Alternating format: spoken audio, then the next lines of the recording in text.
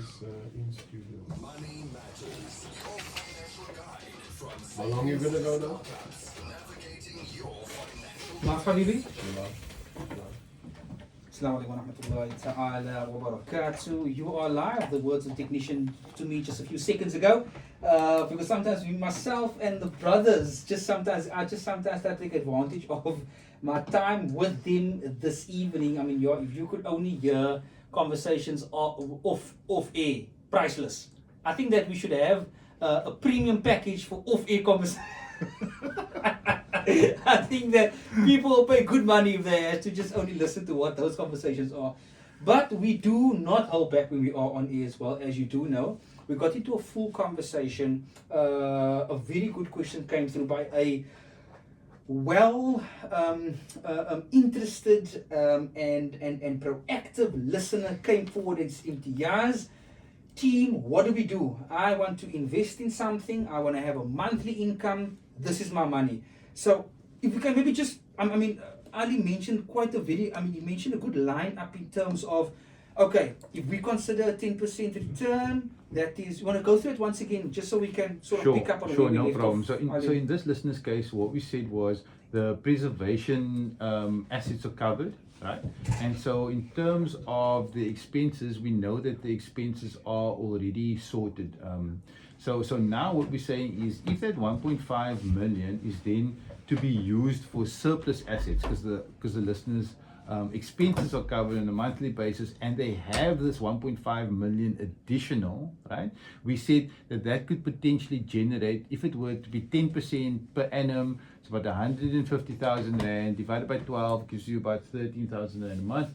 So that is 13,000 rand a month to spend on whatever, right? Because the most important thing is to make sure that your expenses are covered and your lifestyle needs are covered. And then once you have that in place, everything additional is then surplus. And then with the surplus funds there, we could potentially then look at a bit more aggressive options in order to grow the portfolio. Okay, I see. All right, perfect. So, what I like about that advice is very practical. It gives you, but the condition here, Ali, and I know Nasi mentions the same thing. The condition here is establishing the difference between what is this now, retirement money and voluntary money. But as Ali mentions, what in terms of preserving your lifestyle you need to consider, right? So that you are able to continue on what it is that you are living with, your situation, and it just basically ends up with where this person is. I think it's just constantly coming back to that scenario. So in India's, yes, you are 100% correct. It's the stage of their life that they're in. Because just to add on to what Ali says, so Ali used the scenario of 10%. Okay. So in some cases, you will use a scenario with a lesser drawdown rate. So I'll give you an example. This is purely an example. Yeah. So if you got the 1.5 million, but you want the 1.5 million to last you for the next 20 years, yeah, then you can't draw down 10%. Because the time horizon, how long that money needs to last, is also important. Okay. So hypothetically, use a 6% drawdown as an example. You'll get an income of about, say, 7,500 rand before tax. Okay. But your 1.5 million will last much longer than 5 years. Might last you 20 years as an example. So it's so important to have this type of conversation with the listener in person. So does that money, Maf, to disturbance, does that money get paid out, or do you get paid off the lumps, the amount, or do you get paid off only on the profits? Do you stipulate that? No, so you see how open-ended is your question now? Yeah, but that's what I'm saying. It's almost like it evolves more when you speculate. Correct. So you need to understand the person, the life stage. Because if it's 1.5 million is voluntary, you can invest it and the client can get their money back after the time period of the investment. If it's going to be compulsory money, which is a retirement money, they're never going to get that money again. So they're going to live off the income for as long as they're alive technically, and how long that money lasts them. Okay. So it's important to understand that. So there's no way to answer the question because it's very open-ended. You're looking at outcomes of like 10, 15 different possible outcomes that the person could receive. Oh. Correct. It just goes to show, I mean, it's not just something you go and you do tomorrow. It's informing yourself, it's having the right kind of circles, the right spaces, the right conversations, the right considerations, and then now you need to digest all of that in order to make a proper decision. And if I could add to that, you know, if the listener is struggling with making a decision, get a few different opinions. So let's say, for example, make sure that when you get advice, that the advice is in writing, in a proposal, okay, with all of that transparency of fees and who's getting paid what and what the product is and what the product entails and how long you know, you're going to be invested in that solution for, and then also you know, is that in line with what it is that you're looking to achieve, and then get a second opinion on that. But there's nothing wrong with taking a step and actually going and investing tomorrow, or going and speaking with someone tomorrow. The quicker you do it, the better. But make an informed decision. Really fully understand what it is that you're getting into. And, you know, it takes a bit of research and it takes a bit of effort and maybe a bit of reading. But don't just put pen to paper and sign. You know, ask that you see the proposal, read through the proposal. And if you struggle maybe with some of the jargon or some of the wording, ask someone, you know, in your family that you trust, maybe knows about finances, just to give you a second opinion, read through it, and then make a decision. Then make a decision. So, I mean, just as what Ali mentioned now, like, what would the most general consequence be for individuals that does not follow that particular process? What are the general issues regarding this particular?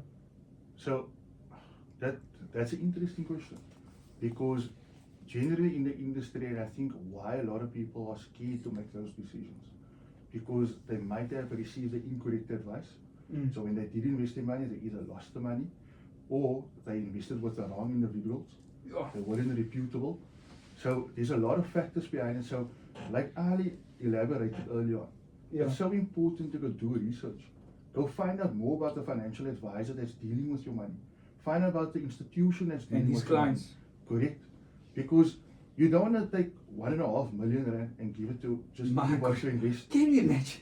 Can you imagine that? I mean, but you know, my mind obviously is now immediately going back to the significance of the networking space, because there's a group of individuals from their respective disciplines and practices and industries and trades, and you can look at it as a governing body in terms of, I mean, you wouldn't have anybody in your circle here, Ali, of somebody with a bad reputation, knowing the kind of business this person conducts and knowing his name in the community. You would not consider him part of your circle in your space. The mere representation or the mere seat of that person there, it's someone that has been, well, vetted to a certain degree, someone that has been checked to a certain, and has a good track record of business. And I think the kind of, I mean, that's priceless.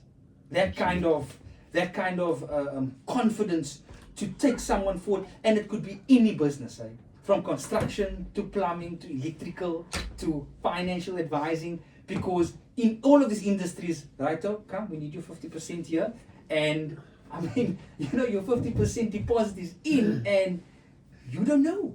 You don't know.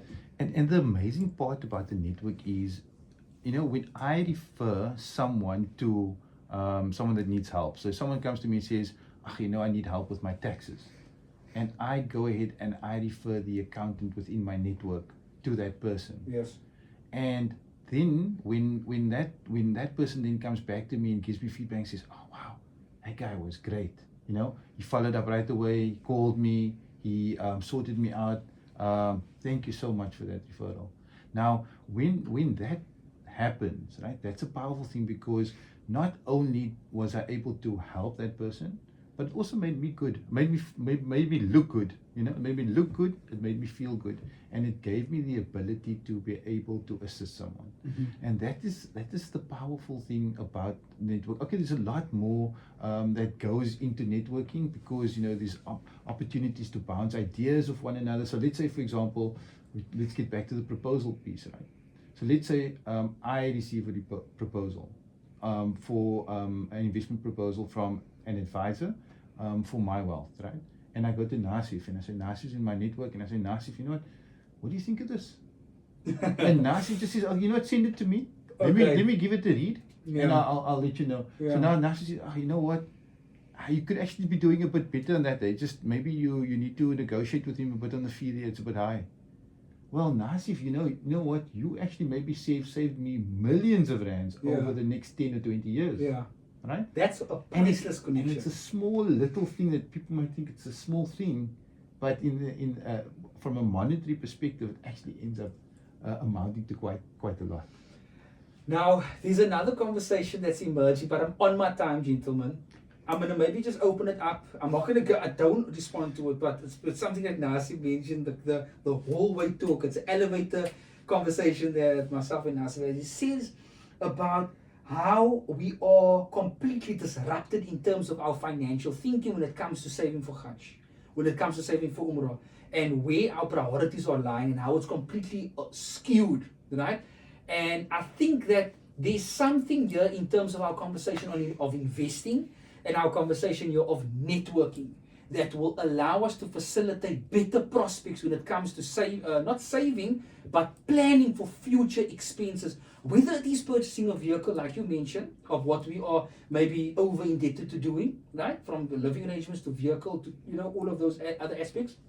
And linking the same conversation of last week's interview, of what I was telling earlier as well, with regard to how other cultures and communities have adopted the networking platform in order to build communities in terms of clients referral and also in terms of sort of finance, both like a Baitul Mal. But let's have a conversation next time. Inshallah ta'ala. This is Money Matters Imtiaz and Bricks. We have our gentlemen here. Thank you once again for your priceless time that you give us, Brother Nasif and also Brother Ali, that comes forward and just willingly shares. And I encourage one and all, if you are able to, in fact, make it your commitment, come forward, ask your questions. The gentlemen are literally here asking you to ask whatever you so wish. And as you can see, we'll have to take on practical, real, specific scenarios so that we are able to assist and help everybody. Remember, once Money Matters closes for these two gentlemen, the segment at 8 o'clock, once it is done,